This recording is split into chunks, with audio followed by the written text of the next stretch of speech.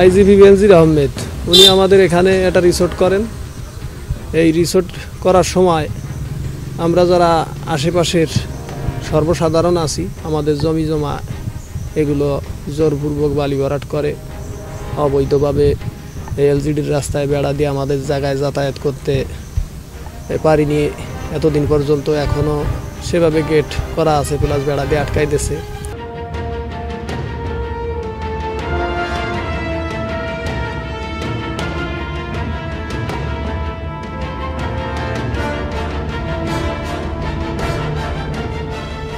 এখানে বেনজির আহমেদ আমাদের জমি জোর করে কিনে নিয়েছে জোর করে। আমরা বিক্রি করব না, তবু আমাদের কাছ থেকে বিভিন্ন ধরনের পেশার প্রশাসনের লোক এবং বিভিন্ন ধরনের প্রচেষ্টার মাধ্যমে এই জমি নিয়েছে। আমাদের জমির পাশ দিয়ে যে এলজিডির রাস্তা ওইটাও আটকাই দিয়েছে। বিভিন্ন ধরনের অন্যায় অত্যাচার আমাদের উপরে করা হয়েছে।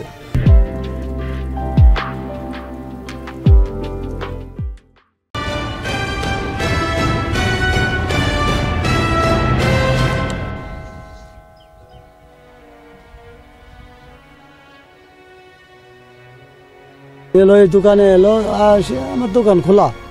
এরপরে দেখি পুলিশের গাড়ি এসে, পুলিশের গাড়ি আসার পরে কাভার্ড ব্যানার লাগে গাড়ি এসে অনেকগুলি। তো আমি পিছনের গাড়িটার নাম্বারটা রাখছি। এরপরে যাইয়া সেই মালামাল মানে আমি তো যে দেখছি কি মাল গেছে করো কইয়া আনে আবার গাড়ি ঢোকে। আমার মনে একটু সন্দেহ লাগলো। এরপরে দৌড়ে যাই গিয়ে আমি ওই নাম্বারটা পিছনের গাড়ির নাম্বারটা রাখছি, আর পুলিশের গাড়ি এসে আগে।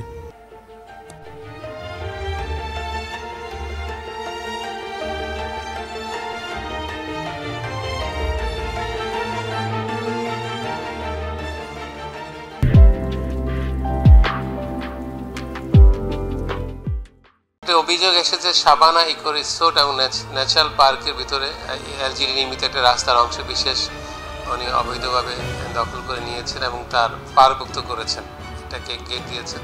তা আমরা এলজিডির কাছে তথ্য নিয়েছি। এলজিডি বলেছে তাদের 1.7 কিলোমিটার দীর্ঘ একটি রাস্তা নির্মিত হয়েছিল, তার শেষ প্রান্তে 200 মিটার এই পার্কের ভিতরে অবৈধভাবে দখল করে নিয়েছেন বলে এলজিডি আমাদের জানিয়েছেন।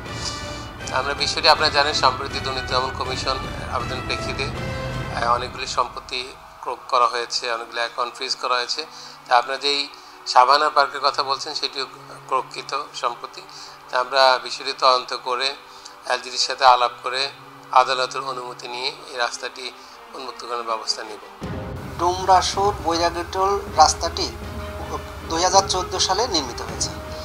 এই রাস্তা বিভিন্ন সময় আমরা মেরামত করেছি, তবে রাস্তার একটি অংশ পর্যায়ক্রমে দেখা যায় কিছুদিন আগে 200-250 মিটার হবে, তার সামনে একটা গেট নির্মাণ করা হয়েছে, যেটা আগে এই গেটের কোনো অস্তিত্ব ছিল না।